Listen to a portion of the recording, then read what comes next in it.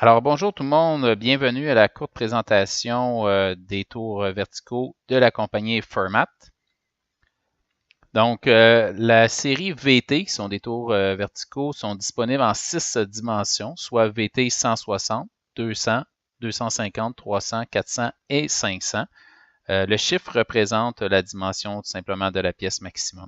Comme vous pouvez voir ici, c'est inscrit Lucas sur la machine. C'est tout simplement que Fermat a fait l'achat de Lucas il y a plusieurs années.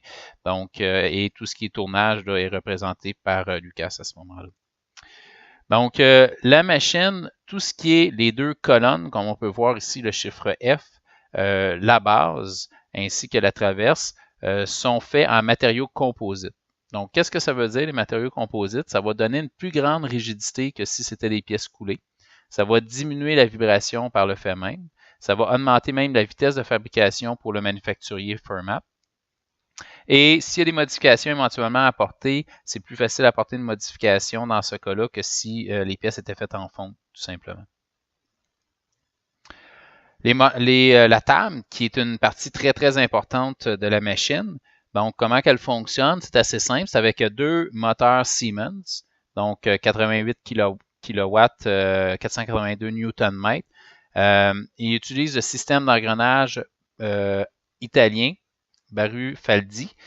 Donc, c'est reconnu internationalement là, comme étant une marque de confiance là, dans tout ce qui est système d'engrenage là-dessus. Si on n'utilise pas l'axe C, qui est la rotation de la table, on va avoir deux freins hydrauliques pour s'assurer que la table soit bien barrée quand on fait du fraisage, du passage, entre autres, à ce moment-là.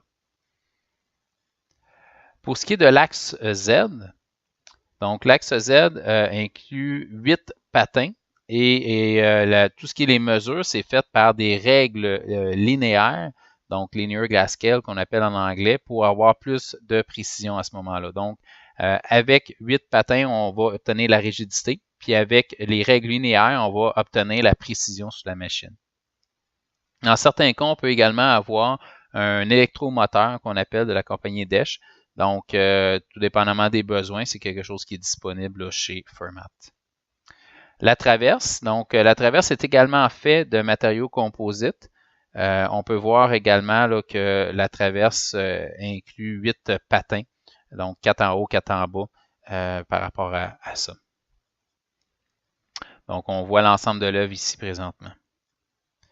Les axes, donc on a l'axe des X qui va donner le diamètre de la pièce, l'axe des Z, l'axe C qui est la rotation de la table et l'axe W qui est ce qu'on appelle là, souvent en anglais la sortie du quill là, si c'est nécessaire. Voici les dimensions. Donc la VT 160, elle est disponible présentement, mais on sait qu'ils veulent focuser plus sur les VT 200, 250, 300, 400 et 500. Présentement, on voit le système de lubrification.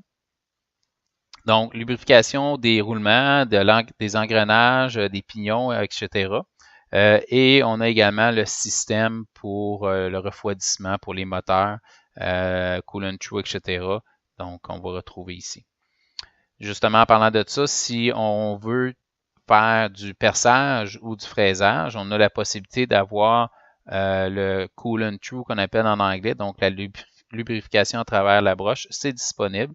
C'est une option qu'on peut ajouter. Et le changement d'outil, donc, qui est configurable là, selon vos besoins.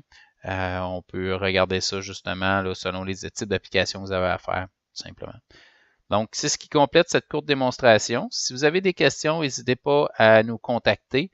Vous pouvez nous contacter à notre bureau à Montréal dans le 514-333-0717 ou vous pouvez me contacter moi personnellement au 819-238-8965. Merci, au revoir.